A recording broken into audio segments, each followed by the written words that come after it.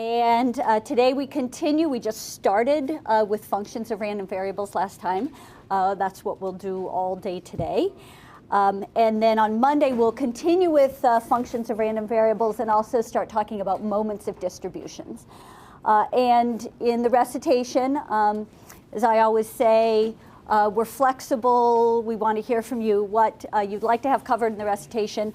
But the basic idea, or the basic plan for this week will probably be to go over the problem set questions.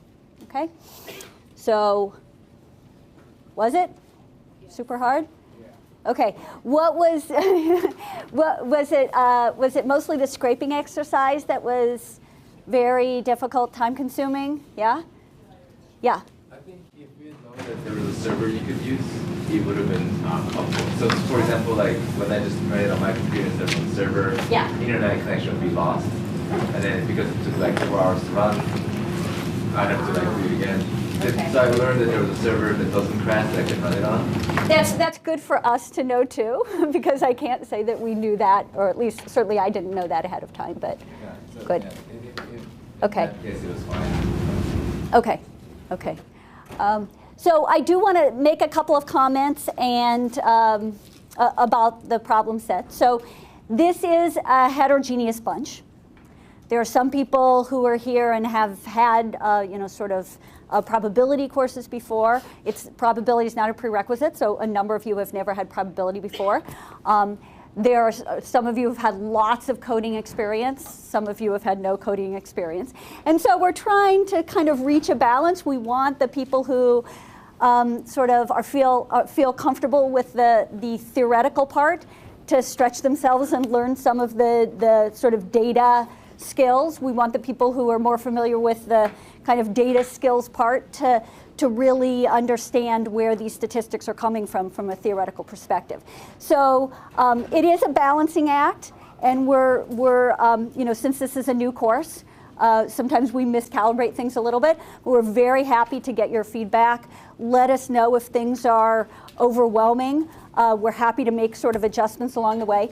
And one adjustment that I did want to propose was that we could change the problem sets. We'll still have 6 problem sets, but we could change them so that we'll only count your top 4 scores on the problem sets.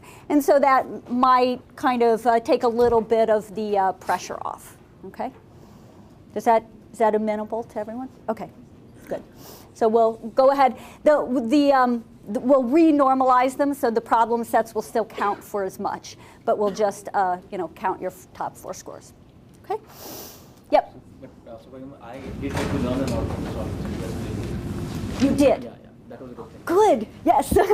So in case you didn't hear, he said that he learned a lot from doing the problem set, and that's the whole point. So I'm happy to hear that.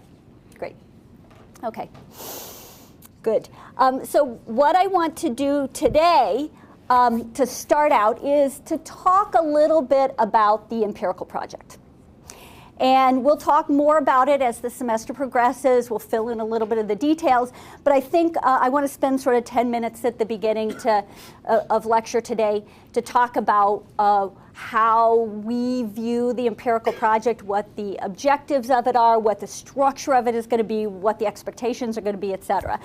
And quite happy to take questions if any arise about the empirical project. Okay. So as it says in the syllabus, and I've reminded you here, it's going to be due Monday, May 2nd. So that's pretty near the end of the semester. The idea behind the empirical project is twofold.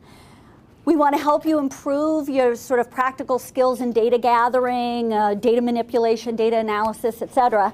But we also just want to let you work in a concentrated way on something that interests you. So, we try to pull problem set questions and examples in class from lots of different areas, but we know that you all come into this class with a set of interests, and we want you to be able to sort of spend a little time working on what you're interested in. Okay?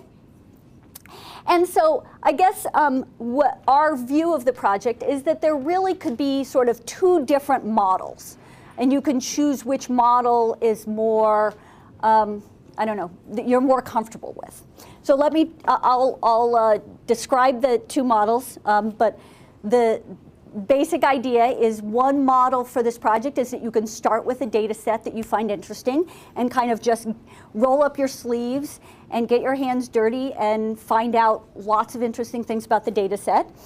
And the second is to start with a question, start with maybe an economic question or a sort of political question or something like that that is answerable with data, and then go out and try to gather data, perhaps from various sources, to try to answer your question. So let me fill in some of the details and give you some examples. Okay, so let's suppose you wanted to write an empirical project of the first type, where you're starting with the data set.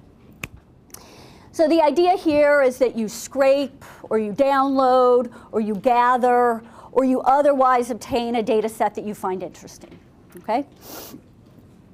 There may be variables that you need to generate that aren't in your data set. I'll give you an example in just a second.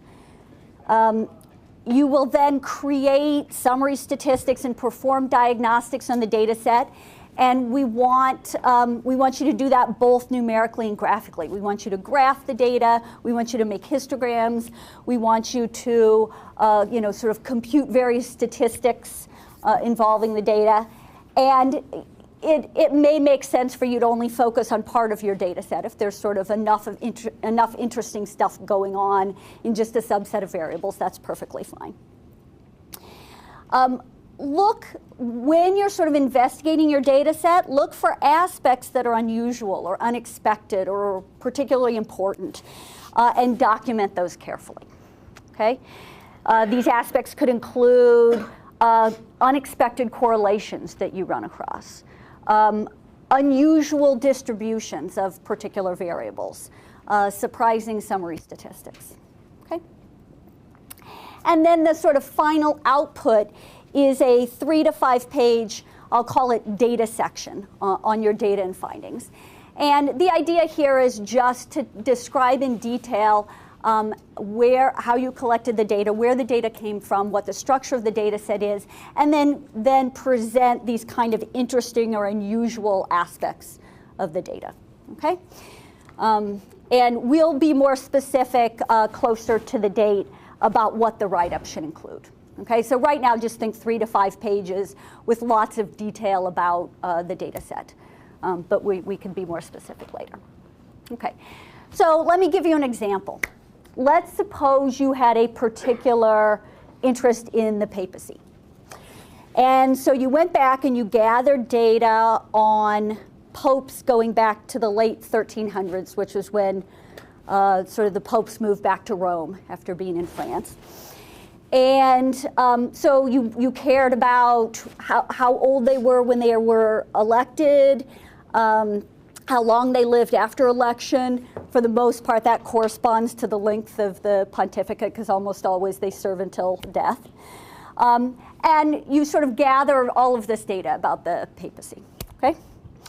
Then you start sort of digging into the data, and you notice, and you also gather data on, you may have to create a new variable on sort of the birthplace of the Pope and the distance of the birthplace to Rome, okay? So you create that variable because you think there might be something interesting in there, and you find out that in fact there's a positive correlation between the distance of the Pope's birthplace from Rome and the age at which he was elected, okay? So maybe not something you would have expected. Then you document that papal longevity has been increasing over the years, not particularly surprising, but maybe an important thing to note. And then you decide that you want to, you look at some kind of maybe a standardized distribution of, or histogram of the density of papal lifespans, and it looks like a Weibull distribution, perhaps. And so you fit a Weibull distribution to that density and use it to estimate things like the probability that Pope Francis's pontificate will last for more than 10 years, okay? And then the sort of write-up would include all of this information, okay? So that's one model that you can pursue for your empirical project. Questions? do keep in mind if you ask more questions, that slows me down. So I don't know if that's a good thing or a bad thing, but do keep in mind that there is that sort of direct causality. Okay, let's suppose instead you want to do the sort of second type of project where you have a question that you want to answer with some data. Okay? So the idea here is that you articulate a question, and we can sort of help you articulate the question, but you articulate a question which you're likely to be able to answer with some available data. Pardon me? With some data they can obtain, scrape. Oh, right, exactly, yes. So available data meaning data that either you have or you can scrape or you can download or you can borrow or et cetera. Okay? So then you'll have to perform a search, perhaps using resources that Esther mentioned, for relevant data sets. Okay? And it may be that you can answer your question with data that you download entirely from the Department of Energy's website. Or maybe you have to go to the Census website and the Department of Energy's website and the NBER website to get some other data set or something like that. Okay, after obtaining the relevant data, then you'll perform an analysis that allows you to answer your question. The analysis could be a comparison of means. It could be a linear regression. It could be something else. Okay? And it's probably going to be coupled with some hypothesis testing. So this is basically how social scientists try to answer questions, is they build statistical models and then they perform hypothesis tests on the parameters of those models. And that's how they come up with questions to their empirical answers to their questions. Okay? And then again, you'll write a 3 to 5 page report describing your question and how your analysis helped answer it. So in this second type of project, the focus, although you'll be doing many of the same things as the first type of project, the focus will be more on your question and the analysis that you use to answer it. Maybe a little bit less focus on sort of the structure of the data set and interesting things that you find about the data set. Okay? So let me give you an example of a, and I will also mention we'll be more specific about this write-up as well. So let me walk you through an example of this kind of project. Let's suppose you're interested in knowing whether hosting the Olympics is an economic benefit or a burden to a city. Okay? So you go on Wikipedia and you note that Wikipedia lists all the cities that have hosted the Olympics in the modern era. But in addition, they also list all the finalist cities, the ones that came close to winning the Olympic bid but didn't quite make it. Okay? Then what you do, so you have, in some sense, a group that was treated, meaning they hosted the Olympics, and a group, a control group, ones that came close to hosting the Olympics but didn't quite make it, okay? And so you want to see sort of what the effect of that treatment of hosting the Olympics was on the cities.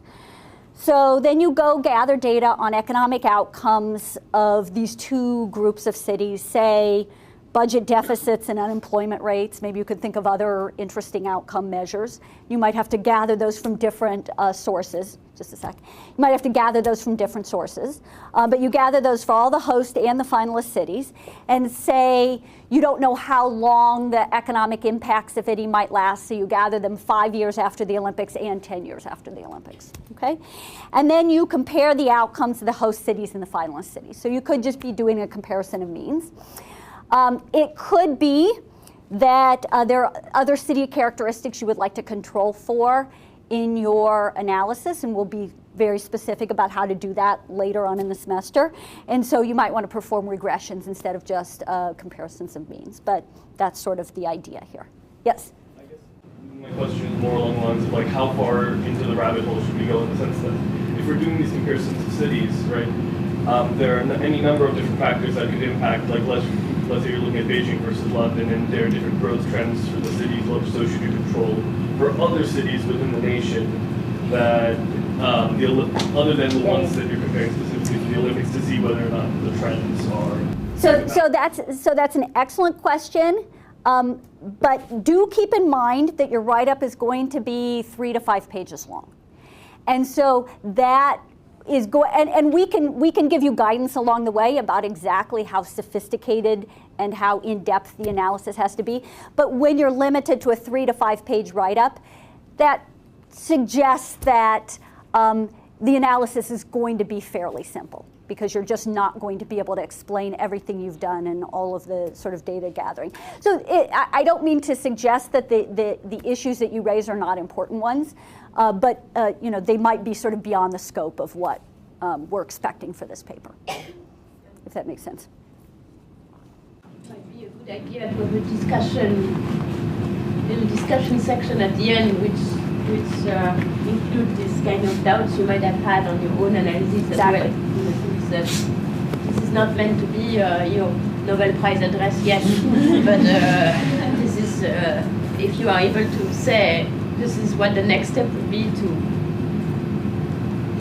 make the analysis more robust or more informative. This is what I would do.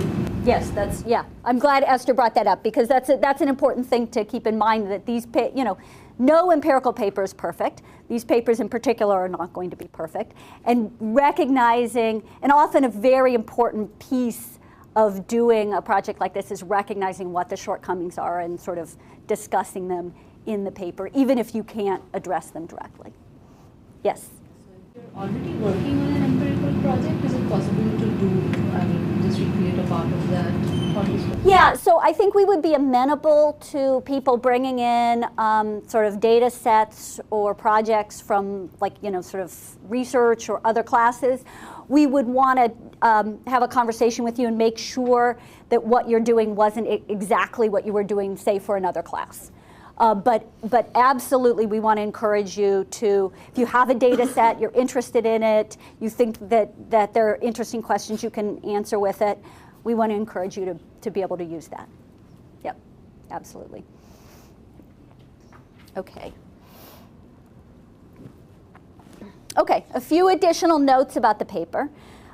Initial steps of the project will be incorporated into future problem sets. Okay, and this will help you. We do it for 2 reasons. First of all, it helps you spread out the tasks a little bit, so you're not sort of doing the entire empirical project in 2 weeks at the end. And it's also going to give you an opportunity, or give us an opportunity, to give you feedback. So if it seems like what you're proposing is just undoable or something like that, we'll know sooner rather than later, and we can kind of steer you in a better direction. Okay. Second note to point out is that the project is meant to replace approximately 2 problem sets. It may take more time to do than 2 problem sets, and so keep that in mind. So you might want to sort of start thinking about the project maybe even before we start asking you about it on problem sets. Yeah.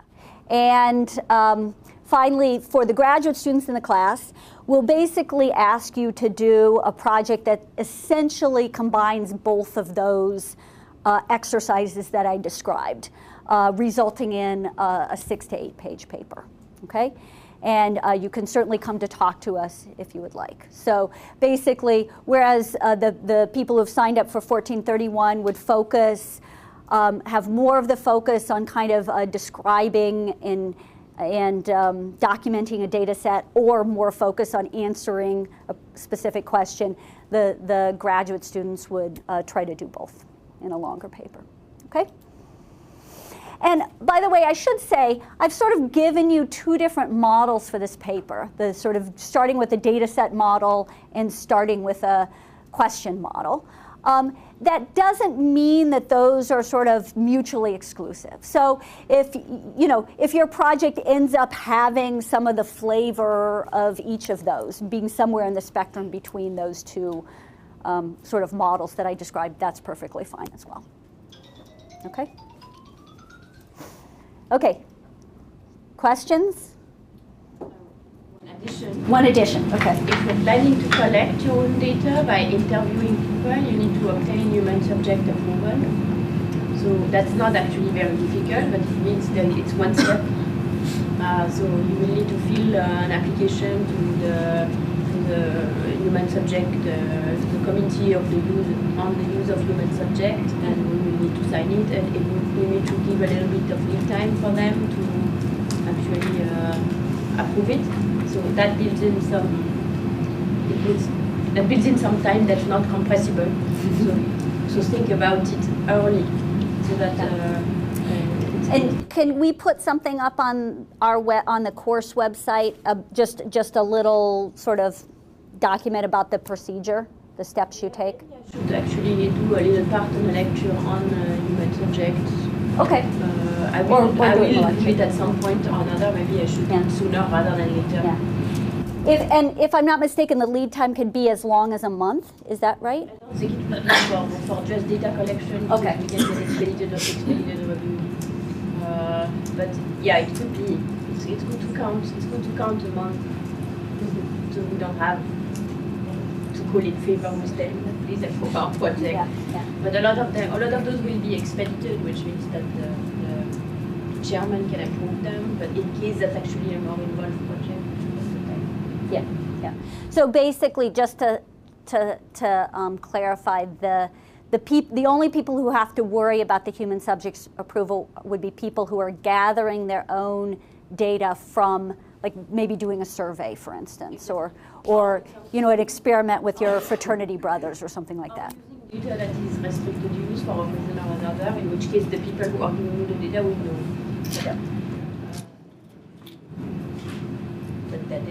So they will tell you, well, it's pretty unlikely for you. So either it's mostly for people who gathering data, actually interviewing people. Scrapping data on the web is to take time. Yes. But And certainly, if you want to ask your friends to get access to their Facebook contacts or whatnot, that's actually also gathering data, even though it might not become a questionnaire. So that would be subject to human subjects approval.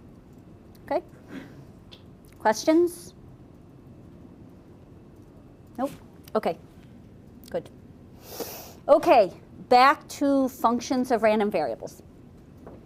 Okay, so this is actually something I said last time before I did the sort of two short examples, but I'll sort of reiterate it now. There are various methods that we can use to figure out the distribution of function or transformation of random variables. And the methods that are available to us depend on whether the original, they depend on aspects of the problem. So they depend on whether the original random variable is continuous or discrete, whether there's just one random variable or a random vector, whether the transformation is a one-to-one, whether the function's a one-to-one transformation, an invertible transformation or not. And we could spend a lot of time sort of going through all of these different methods. We don't have the luxury to do that in this class, but it's important for you to know that they exist, and so you can go look them up in textbooks, not for this class, but for other purposes, if you need to figure out how the function of a random variable is distributed. And we'll just do, we'll focus on some examples, some interesting and important examples in class instead of sort of doing a more general treatment. Okay, so I'm going to go through one sort of fairly useful method for figuring out the distribution of functions of random variables. And here's the method. So we start with a random variable x, and it has a PDF, and we know the PDF, okay? And we want the distribution of y, which is some function h of the random variable x, okay? Then one way we can find it is by first finding the CDF of y. How do we find the CDF of y? We integrate the PDF of x over the region x such that h of x is less than or equal to y. And then once we have the CDF of y, then if it is continuous, I mean typically it will be if x is continuous, but if it is continuous, then we just take the derivative. If it's not continuous, then there's sort of other ways to find the PF from a discrete CDF. But we'll focus on the continuous case mostly. Okay? So this probably seems a little abstract, and let me just emphasize a couple things. So first, we find the CDF by integrating over the appropriate region. That part might seem a little abstract in particular, and we'll talk about how to find what the appropriate region is. And then take the derivative to find the PDF. We already knew that part. Okay? So let's do an example. Okay, there's a typo in the slides. That should be a small f sub x of little x, not a capital F. So that is the PDF of x, not the CDF of x. Okay? And that typo is propagated on other slides as well. Okay? But I'll try to be clear about that. So we have the distribution of x, the PDF of x, and we have the function h of x, which in this case is just x squared, okay? And we want to figure out what the distribution of y is. Okay, so recall that we needed to, quote, integrate over the appropriate region. Well, that's easy for me to say, but not always clear how to do that. So I'm going to argue in steps what the appropriate region is. Okay, but before we do that, first note that the support of x is -1 to 1. Okay, that's just listed right up there in the description of the PDF, okay, for x between -1 and 1. And then if we look at what values y can take on, if x takes on those values and y is equal to x squared, then we can derive the induced support of y, and that's just the unit interval. Does everyone see where that came from? Okay, so keep that in the back of your mind. We will use that again in a couple of slides. Okay, so what is the PDF of y? Well, let's start. Remember the slide I had up a few slides ago. It said we find the CDF by integrating over the appropriate region. Then we take the derivative to find the PDF. So let's find the CDF first. Okay, and I'm going to do this in steps. So first of all, this is the first step.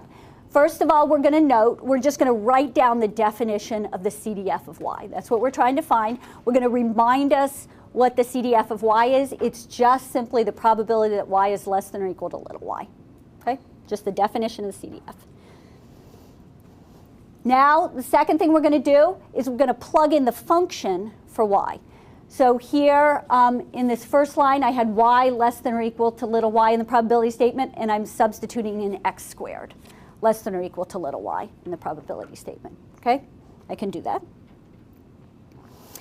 Then the next step is we solve within that probability statement for x. Okay, so we just have that that's equal to the probability that x is between negative square root of y, little y, and positive square root of little y. Okay, just solve for x.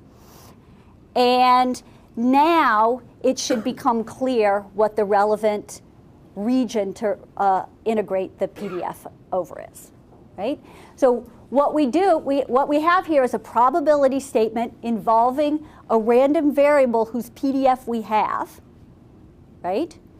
And so all we need to do is just integrate from negative square root of y up to square root of y, the PDF of x. Okay? There we have it. Okay? And then once we do that integral, then we get positive square root of little y. Okay? So that's just what the PDF integrates to with those limits. Now, note I put here, this is for y between 0 and 1. Remember that a few slides ago I said that we would be using the fact that the induced support of y was the unit interval, 0 to 1. Okay? And here's where we'll remind ourselves of that. Okay, so this is the CDF of y. And, oh, actually, the next slide has it in sort of more detail. Let me put that up. Okay, so the CDF of y is equal to the square root of y over the induced support, over 0, 1. And CDFs as is true with all CDFs, is going to be equal to 0 for values less than the support, and it's equal to 1 for values greater than support. Okay, that's just what a CDF looks like, remember? So it starts out at 0, then it sort of accumulates distribution over the support, and then it goes to 1. Okay, so if you have in this case, we have a finite support, so the CDF is just going to sort of, I'll put a picture of it up. I think I have a picture of it. Oh, well, anyhow. It's going to be 0, and it's going to take this shape from over the unit interval, and then it goes to 1. Okay? And then, so we've got the CDF. We're almost home free. We have a CDF of a contiguous random variable. All we do is take the derivative to get the PDF, and that's what the PDF is. Okay? And I also point out this is where we use the fact of the induced support. And that is what the PDF looks like. Okay? So let's go back and just think about what we did. We started with the PDF of X, and then we figured out the appropriate region to integrate that PDF over to get the CDF of the function of X. Okay, and we did that in steps. And then once we had the CDF of the function of X, of Y, then we could just take the derivative to get the PDF. Okay? We'll see a few more examples as well. Okay. Okay, so the sort of 4 examples that I'm going to go through in a fair amount of detail today. The first one is a linear transformation of a single random variable. Okay. The second is something called the probability integral transformation. The third is something called a convolution, and we've actually seen an example of a convolution earlier in this semester. And then the fourth one is order statistics. Okay? Okay, so let's start with a linear transformation. So linear transformations come up all the time. So it's, I think it's important for us to, sort of have, have in the back of our mind or have like formulas available for us to just plug into to figure out what the distribution of a linear transformation of a random variable is. So why do linear transformations of random variables come up all the time? Well, maybe we have a random variable that's measured in the wrong units. So we have the length of Steph Curry's shots in feet, but we want them in meters or vice versa. Okay, so that's just a linear transformation.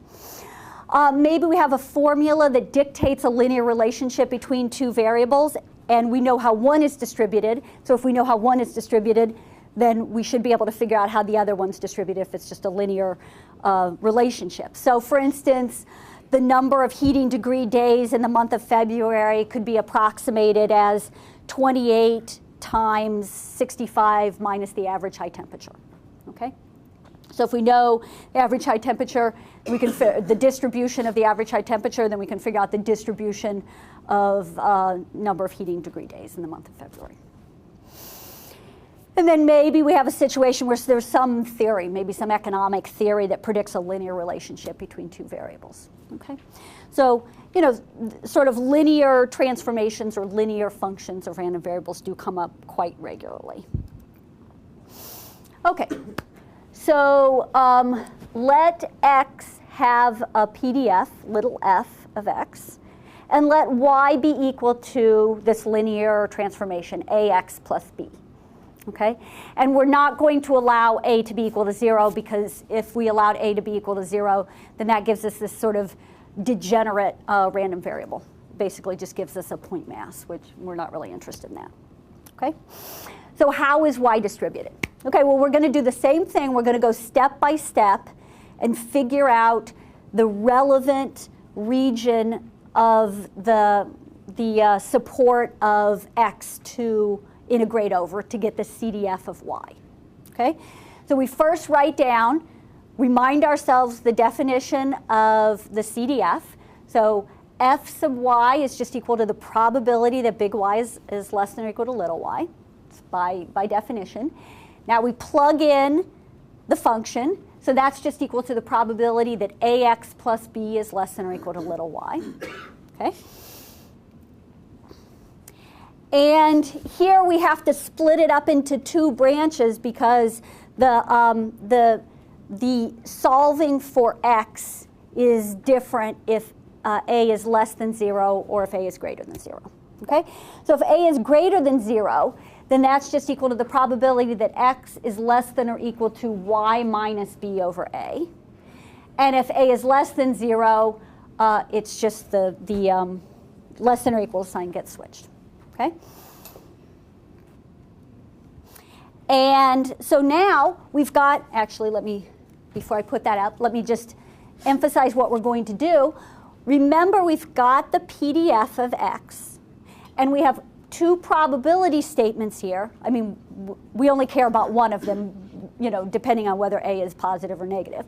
But we've got these probability statements involving x and involving, some other, function of variables or whatever. And so all we have to do is integrate the PDF over the region described by that probability statement. Okay? Is everyone on board with that? And what does that look like? Well, in the first case, we just integrate. We're asking what's the probability that x is less than or equal to some value. And so we just integrate from negative infinity up to that value, the PDF of x. That's it. Okay? And then the other one, it sort of gets switched around. Okay? And by the way, I can write this. I can integrate from this value up to infinity, but I could also rewrite this, it'll be handy to do this, as 1 minus this integral. Okay? Because the integral over the entire support is going to be equal to 1.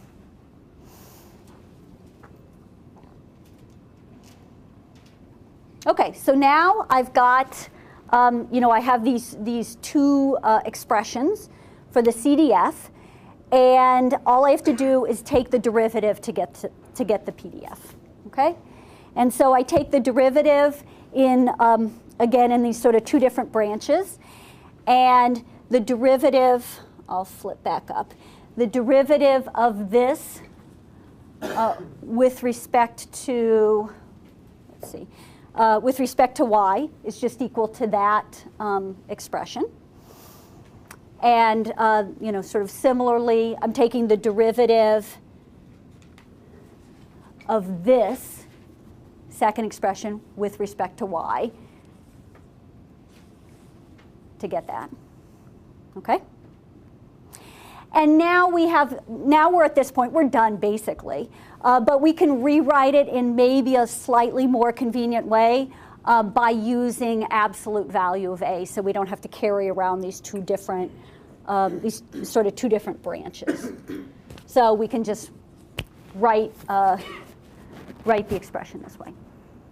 Okay?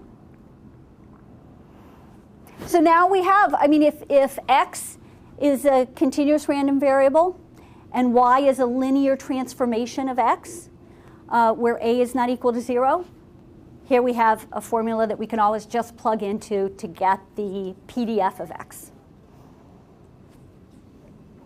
Okay? Questions? Okay? Okay, second example, probability integral transformation. So I like this example for two reasons. One, because it's a little tricky. And the second, and it kind of makes you think in a way you might not be used to thinking. And the second is that it's super useful, okay? Practically speaking, the probability integral transformation is used by lots of people all the time in all kinds of situations. Okay, so let x be continuous and have PDF, little f of x, and CDF, big F sub x. Okay, and let y be equal to big F sub x of x. how is y distributed? So there's something a little strange about this, right? Why would we use a CDF which describes, we're used to thinking of CDFs as a function that describes the distribution of a random variable, right? And that's what they are. But here we're using it to actually transform a random variable, which may seem like a strange thing to do. But why not? It's a function. I mean, it's a function just like any other function, so we can consider it as something that you know, we can use to transform a random variable. And it turns out, there's a reason to do this that you'll see in a minute, it turns out that the result is very useful. Okay? So now you have to kind of switch the way you're thinking about big F and think of it as just any old function that might transform a random variable. Okay? Okay, so first let's note what the induced support of this new random variable is. So whatever the support of x is, the support of x can be anything, y is going to live on 0, 1. Why is that? It's a CDF, exactly. CDFs always are between 0 and 1. Okay?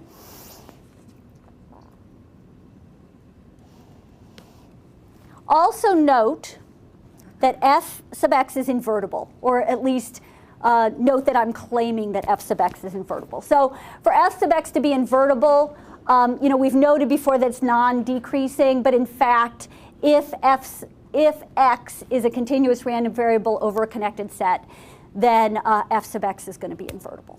Okay, so we'll sort of assume that in the you know, description of the problem. Okay, so we have a CDF. It always will take on values between 0 and 1 because that's what CDFs do, and it's going to be invertible because we're assuming these regularity conditions. Okay, so how is y distributed? Well, let's just proceed the way that we've done in the last couple of examples. So we'll remind ourselves first what the definition of a CDF is. A CDF of y is just equal to the probability that big Y is less than or equal to little y. Now we plug in the function, so that's equal to the probability that big F sub x of big X is less than or equal to little y. Okay? And now we solve for x, and that's why we need that big F is invertible to be able to do this. Okay? So now we have a probability statement that involves involves x and involves some function or some function of little y. Okay? And so we actually don't, in this case, need to do the integration. We just note that this is the definition of the CDF of x, evaluated at f inverse of little y. And we have the CDF of x, so we just put it there. Okay? So that's getting from sort of this, I don't know, the second step down to this step here. And what is big F sub x of big F sub x inverse of little y? It's little y. And remember, the induced support of little y is the unit interval because CDFs always live in the unit interval. Okay, I'm seeing some puzzled looks. Do you just need a minute for this to sink in, or do you have specific questions? I have more to say about this, by the way, but the next slide, the sort of this calculation goes away. So I want you to ask questions you have about this before it goes away. Yep. A few examples of when this would be used. Yes, I will, but coming up.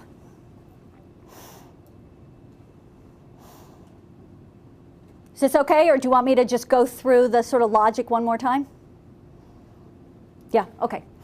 Okay, so we've got this function, capital F sub x. Don't think about it as a CDF, I mean, you'll have to go back and forth. You'll have to think about it as a CDF in a second. But right now, just think of it as a function that we can use to transform a random variable, okay? Just like any other function. So what we do is we start out, sort of using sort of the multiple steps to figure out what the CDF of this transformed random variable is going to be. And so we just remind ourselves that it's equal to, the CDF of y is equal to the probability that y is less than or equal to little y. And that's equal to the probability. Now we're going to plug in the function for y. That is f sub x of big X. Okay? And now the next step, we solve for x, just like we've done before. And we get that it's equal to the probability that x is less than or equal to, just think of this as some function over here. Okay?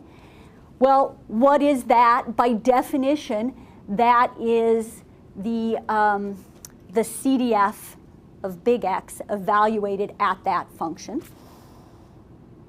And so we write it this way. And then since f, and since we're taking f of f inverse of little y, then the answer is just little y. Okay? Okay, this may seem a little mysterious, but I'll talk a little bit more about it, and it may, I don't know, I hope I add a little bit of meat to this discussion. Let's see. Oh, right, so this is a very important piece. We have to recognize what random variable has a CDF that looks like this. So I will tell you, it's a random variable we've seen before. It's a random variable, yeah, the uniform random variable, right? So let me draw a picture to convince you of that, right? So does everyone recognize this as the CDF of a uniform 0, 1 random variable? So remember, the PDF of a uniform 0, 1 random variable looks like that. If we integrate this, then we just get 0 up until this point, and then we get a line equaling y, if this is y here, up until this point, 1, and then we get 1 after this. You agree? Okay. So let me go back for a second. So we figured out what the CDF of y is, and it's just equal to little y, and that tells us that y has a uniform 0, 1 distribution. Okay? That's the CDF. The only random variable that has that CDF is a uniform 0, 1 random variable. Okay? So what's the sort of bottom line of this example? A continuous random variable transformed by its own CDF will always have a uniform 0, 1 distribution. Any old continuous random variable, you take any continuous random variable, you transform it by its own CDF, it becomes a uniform 0, 1. Okay? So how could this be useful? What's the sort of practical application of something like this? I mean, I happen to think it's pretty cool, but that doesn't tell you why it's useful. Okay? But before I tell you why it's useful, let's also think about whether this can work sort of going the other way. Okay?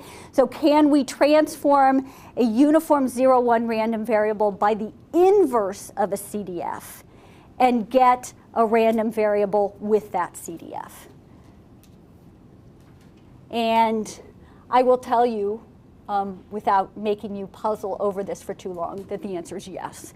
Okay, so we need to have some regularity conditions, like x is, sort of the random variable is continuous on a connected set, and so forth. But okay. Again, pretty cool. Now, interesting, but how can this be useful? Okay, So let me talk for just a minute about performing computer simulations. Have any of you written computer code to do simulations before? Yeah. Did you have to use random draws from some distribution? Okay. Do you remember what distribution? Gaussian distribution. A Gaussian distribution. Okay. Yeah. So a normal distribution. Okay. So suppose that we want to write a computer simulation. We're interested in the spread of some virus over time in a school population, for instance. And we've got lots of pieces that go into our simulation, and some of them we have like actual data on, and others we have to make assumptions about the distribution of certain variables to feed into the simulation, okay? So to perform the simulation, we might need random draws from a uniform distribution to model the proportion of the school population that was infected initially with the virus, okay? We might need random draws from an exponential distribution to model the physical proximity of children during PE class. Maybe that gets fed into our computer simulation. And maybe we need random draws from a beta distribution to model humidity inside the school on different days. Maybe the humidity affects how transmissible the virus is or something like that. So we want to sort of feed all these different pieces into our computer simulation, but we need random draws. We have reason to believe that the humidity follows a beta distribution, say, but we need random draws from the beta distribution for the simulation. Well, what happens if the computer language that we're using only generates random draws from a uniform 0, 1? So that's not actually so uncommon. There are lots of sort of computer languages that may also generate Gaussian random draws, because those are pretty common. But there may not be, sort of in the statistical package of the computer language that you're using, there might not be any way to generate random draws from a beta distribution, or any way to generate random draws from an exponential distribution. Well, I've just given you the tools to do it. Okay, so how is that exactly? Yep. So when you say that to perform simulation, you need to need random draws from a uniform distribution to model proportion of school population. That line. So yeah. Basically, what does that exactly mean? So I'll take a sample of students and say that they are infected. Yeah. So I guess I haven't necessarily thought through all of the details of how one would write a computer simulation like this, but one idea I had was that you might want to start with different proportions of the population having the virus and see how quickly or slowly it spreads depending on how, and so then you might want to take a random draw from a uniform distribution and say, oh, we'll start with 3% of the school population having them. Yeah, exactly. So, okay, so, and I should say also, I sort of said this just a second ago, random number generators, tables of random digits, many other sources of random and pseudo-random numbers are giving you uniform random numbers, okay? So if all you have is uniform random numbers, but you want random draws from a beta distribution or random draws from an exponential, then this transformation is how to do it. So specifically, if you knew or could look up in a book the CDFs of whatever distributions you were interested in, say the exponential and the beta, you could then compute the inverse CDFs and then use those functions to transform the random draws from a uniform 0, 1 into random draws from, say, exponential and beta distributions. Okay? So there may be a question on the next problem set asking you to generate random draws from distributions other than the uniform distribution. And now you know how to do it. Okay? You just draw the plots and explain step by step what you would draw. So CDF of the exponential. So off the top of my head, I don't know what the CDF of the I mean, I can draw it, I think. But so here's what the exponential distribution looks like. And so the CDF, this is the PDF of exponential.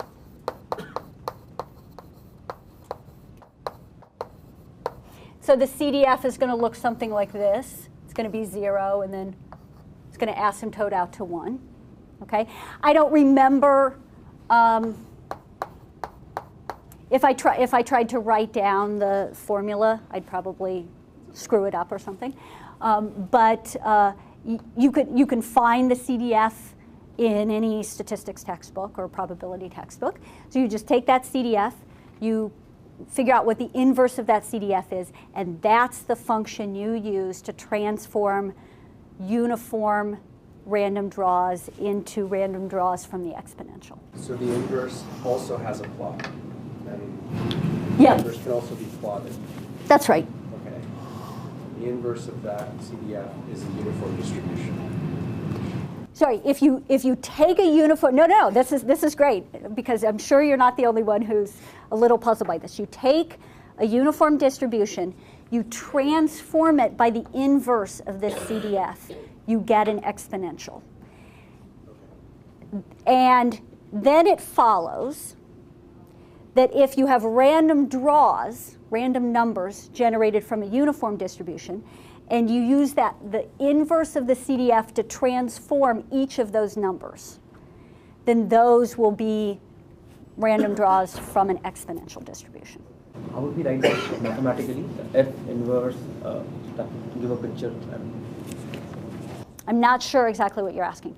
So how would I write? Same thing that you said, that we take the inverse of a exponential and then transform the uniform random variable. Yep. If we could write F inverse. I don't know.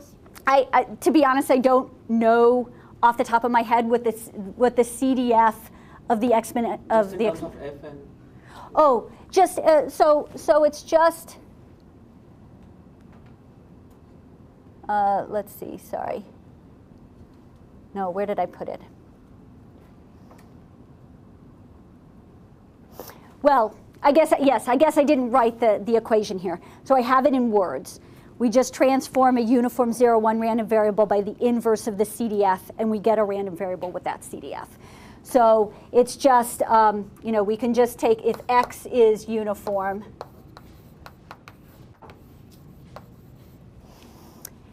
and Y is equal to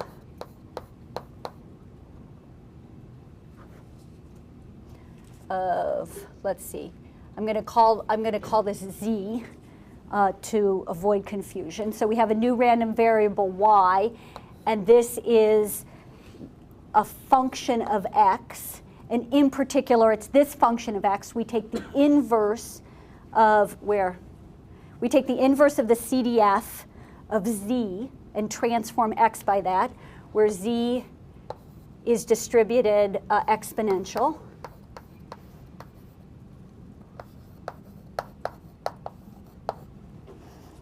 Okay, then Y will have an exponential distribution.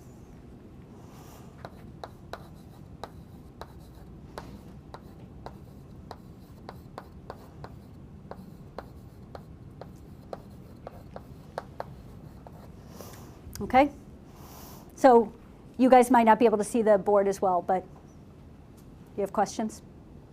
Everything's okay? Okay, so we have X uniform. We transform X in this particular way, where this is the inverse CDF of an exponential, then the resulting random variable Y is going to have an exponential distribution. Yes? Taking the inverse just means 1 over the CDF? Just that? No, the inverse function. The inverse function, yeah. And so now Y becomes a exponential random generator. Y becomes an exponential random variable, yes. Generator. Yes, so if then what you do is you have random draws from a uniform, then and you transform each random draw by this function, there'll be random draws from an exponential. Okay? Okay? So let me move on, although it seems like you still have questions lingering. So I'm happy to do another example involving this probability integral transformation next time. Okay? But I'll move on to our next example.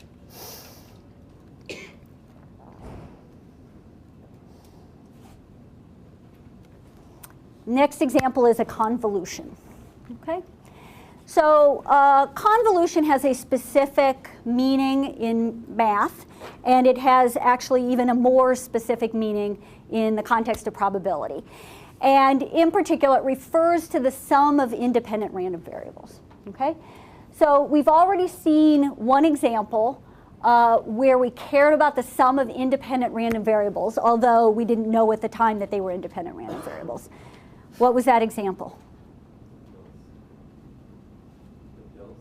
Yes, the pills, the headache example, exactly. Okay? So we were interested in the sum there because I could take the two pills sequentially, so the distribution of the sum of their effective lives was of interest. Okay? And there are lots of cases where we care about the sum of random variables. So, you know, questions can arise in many contexts. The total value of two investments, for instance. Let's say I have, you know, sort of my 401k invested in one place and my husband has his 401k invested in another place. Well, it's all going to kind of get mixed together at some point. So we don't really care about each one separately. We care about the sum of the two random variables that represent the values in those two accounts. Okay? Maybe we care about the total number of successes in two independent sets of trials. So there's some set of trials that's happening in one lab and another set in another lab. And we split them up because we didn't have the capacity in any one lab to do all of the trials. But what we really care about is the sum. Okay? And so there are lots of cases where you know, so sum of independent random variables arises. Okay, and I should also say that what I'm going to do here generalizes naturally in two ways. So I'm going to talk about the sum of two independent random variables, but it generalizes naturally to the sum of n independent random variables. And then it also generalizes naturally to the linear function of independent random variables. So we can, you know, sort of what I'm doing here is sort of even more general than what I'm going to show you. But I'm just going to do the simple version. Okay, so let x be continuous with PDF f sub x, and y is also continuous with PDF f sub y, and they're independent. Okay, then let z be their sum. What is the PDF of z? So remember in the headache example, we actually computed what the PDF of z was. You might not remember that, but what we did is when we cared about, we hadn't even talked about functions of random variables yet, but what we cared about was the sum of them. When I asked, you know, what if I take the pills sequentially? We cared about whether the sum was going to be greater than or less than or equal to some number. So we sort of found the region of the xy plane over which we should integrate. We sort of drew the line x plus y is equal to z, little z or something like that. And then we integrated over that region of the xy plane. Okay? And then that gave us a probability that x plus y was less than little z. And that is, in fact, the definition of the CDF of the sum of those two random variables. Okay? So so we'll proceed similarly to the headache example. Oh, I should say one difference is that in the headache example, I just gave you the joint PDF. We hadn't even introduced independent random variables yet, so I just gave you the joint PDF. But in fact, they were independent. Okay? We can easily get the joint PDF here because we know the random variables are independent, so we just multiply the marginal PDFs to get the joint. Okay? Then, once we do that, it's exactly the same as the headache example. Okay, so I think this is what I said just a minute ago. We set up the double integral to get the probability that x plus y was less than or equal to little z, and that is the definition of the CDF of this new random variable z, and then we took the derivative to get the PDF. Okay? And so I won't go through the sort of math again. You can look back at the headache example if you're interested. But that method works, and there are other methods that could also work. And so what we get is we get that the CDF is equal to this expression. Now the difference, remember that in the headache example, I gave you the joint PDF, and here we're leaving it general. Instead of specifying a particular joint PDF, I say each one of these random variables they're independent and they have their own PDFs, and so the joint PDF is just this. Okay, so it'll look a little different from the headache example, but basically this is what one of the steps of the headache example looked like. Okay. And so once we have the CDF, then we can just take the derivative and get the PDF. Yes?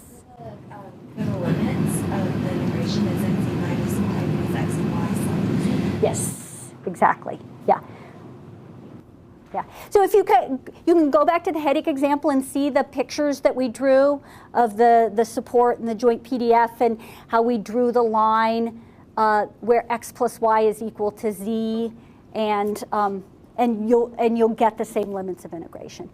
I guess the other difference between this and the headache example is that in the headache example, the random variables were only took on non-negative values. And so the limits of integration here were started at 0 instead of negative infinity.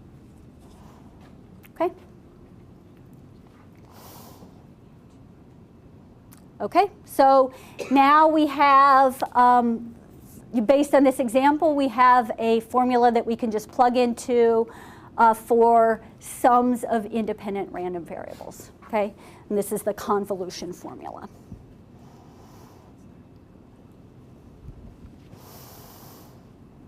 Okay, last example. This one may take a while, so we might not get through all of it today, but that's all right. So I told you before that the uniform was my favorite distribution. Well, order statistics are my favorite function of random variables. So that may be enough motivation for you guys to be excited about this example. If it's not, then I will tell you that order statistics can be very useful in economic modeling. We're going to see an example of that next time involving auctions. And they're also the basis for some important estimators. So there's a lot of sort of important applications of order statistics. Okay, so let x1 through xn, x sub 1 through x sub n, be continuous, independent, identically distributed, and they, since they're identically distributed, they all have the same PDF. Okay, that's just the f sub capital X. Okay, and I should say that this, having sort of a set of independent and identically distributed random variables, this comes up all the time, okay? So when we start talking about statistics, we will often sort of use this as our first assumption. And so because it comes up a lot, we have sort of different names for it. We can abbreviate independent identically distributed as IID, okay? So we'll see that. You'll see that in many contexts, you know, in probability and statistics. And furthermore, a group of IID random variables is also called a random sample. Okay, so I'll use those terms interchangeably. IID, random variables, or random sample. Sometimes I'll say both and say IID random sample. That happens. Okay. And so we've got this set of random variables. They're independent. They're identically distributed. Because they're independent, remember we don't need to be told what their joint distribution is. We only need their marginals because we can always find the joint because they're independent. Okay. And let's consider the following function. We'll call it y sub n, and it's the max of x sub 1 through x sub n. Okay. So that might seem like kind of a funny thing to consider because I've told you these are identically distributed. They all have the same PDF. But if you think about, you have to kind of maybe be a little more expansive in the way you're thinking about these random variables. And what x sub n is, it's how the if you think of each one of these random variables as having a realization associated with it, okay? So like in a particular random sample, we have the set of random variables, but each one is, is a particular realization from the support, okay, or from the distribution. The largest realization is the nth order statistic, okay? We can also define similarly the first order statistic as the smallest value, the second order statistic as the second smallest value, et cetera. Okay, so we can have a whole set of order statistics if we want. And so the question is, how is the nth order statistic distributed? Well, let's figure it out. So we start the way that we often like to start, by reminding ourselves what the CDF, what the definition of the CDF is. So we say that the CDF of the nth order statistic is just equal to the probability that the nth order statistic is less than or equal to some value, little y, okay?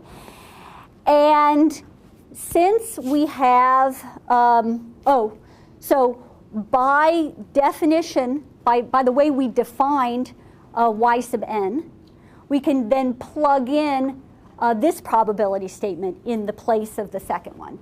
So we can say that's equal to the probability that x1 is less than, sorry, that looks like y sub 1. It's actually y comma, okay? So the probability that x1 is less than or equal to y, and the probability that x2 is less than or equal to y, and so forth, up to the probability that x sub n is less than or equal to y. So is everyone on board with that step? That comes from the definition of max, basically. If something is the max, that means everything else has to be less than it. Okay? But we know these guys are independent. So that big probability statement, that involved intersection of lots of different events, we can write that as the product of the intersection, or the product of those events, okay? Instead of the probability of the intersection of this big complicated event. Okay, so that's just equal to the probability that x1 is less than y times the probability x2 is less than y, and so forth. Okay? So we get that from independence. And, well, what are those things? Those are, in fact, just the CDF of x evaluated at y multiplied by itself n times. That's what it is. So,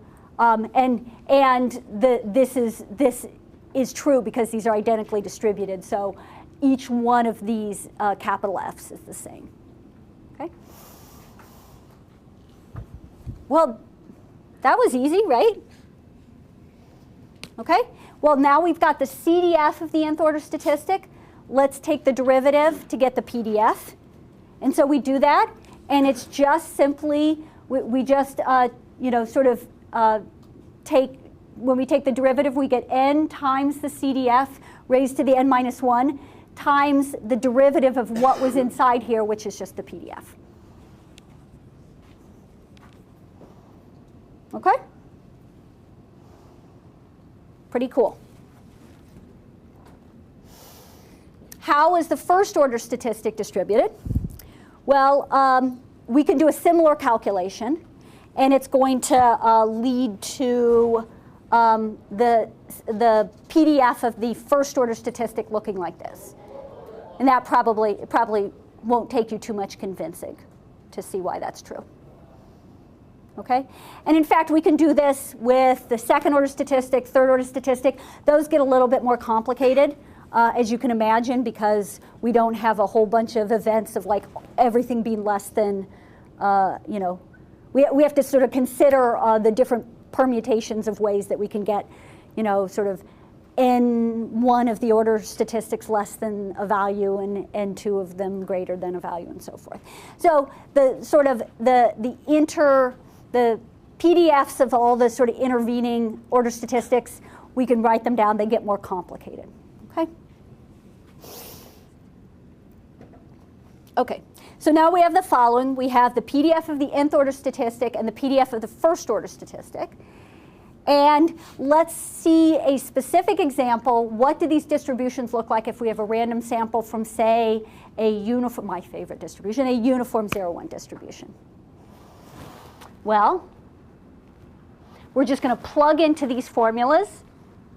And this is what we get. We have to, it's going to be a function of n. Okay, so we'll choose n equals 5. We plug into these formulas and we get these two PDFs, right? And here are the pictures. So this is the PDF for the first order statistic, and here's the PDF for the nth order statistic. Does this make sense? Do these graphs approach some probability when n goes to infinity? Can we leave that for just a moment? Sorry. Because no, that's fine. It's a good question, but I'll get to it. Actually, I might not get to it today, but I'm planning to address that exact question in a minute. So, okay, so this is what the distribution of the first order statistic looks like, and the nth order statistic. Does this make sense to you? Oh, yeah, why not? So if you have like 5 realizations from a uniform distribution, and you look at the smallest one, well, you would expect, first of all, the support of that distribution has to be 0, 1, okay, because that's the support of the underlying distribution. Has to be the same, right? And there's going to be more probability towards 0 if you're looking at the distribution of the smallest value. And if you're looking at the distribution of the largest value out of 5, there's going to be more probability up towards 1, right? So think of it like this. You have a random sample of size 5 from a uniform 0-1 distribution. How is the smallest realization from that random sample distributed? Okay? So you're just asking, you just take sort of this random sample of 5 from a uniform distribution, and whatever the smallest one is, you're going to this formula gives us how that smallest value is distributed. Okay? And likewise, so you get something like this, same support, 0, 1, but with the probability concentrated near 0. And the sort of logic carries over to the largest value. You just, sort of are looking at how the largest one of these guys out of 5 is distributed, and it's going to look like that. Okay? So what if n is larger than 5? What if n is really large? So would you like to step in? It looked exponential. It's going to, so basically what's going to happen is it's going to get more and more concentrated. The distribution for the smallest one is going to be more and more concentrated towards 0. The distribution for the largest one is going to be more and more concentrated towards 1. And in the limit, in fact, you'll get that sort of their point masses at 0 and 1 for the first order statistic and the nth order statistic. And I just drew a couple pictures that maybe illustrate this. So here's where n is equal to, I'm not sure what it's equal to, maybe 12 or something like that. Okay, so if you just think about like what the distribution of this highest realization and the lowest realization are relative to if there are only 5 random variables in the random sample, then it's just likely they're going to have more probability of being closer to the edge points. Okay, and then as you get, I don't know how many that is that 40 or something like that, then the probability that the nth order statistic is close to 1 is really high. And the probability that the first order statistic is close to 0 is really high. It would be a very strange event if we had 40 observations from a uniform 0-1 and none of them were down here, for instance. Okay? Okay? So I think I went 1 minute over, and I apologize for that. But we got through order statistics. And next time I'll do an example what was it? The probability integral transformation that had you guys scratching your heads, right? So I'll do an example of that, and then we'll move on.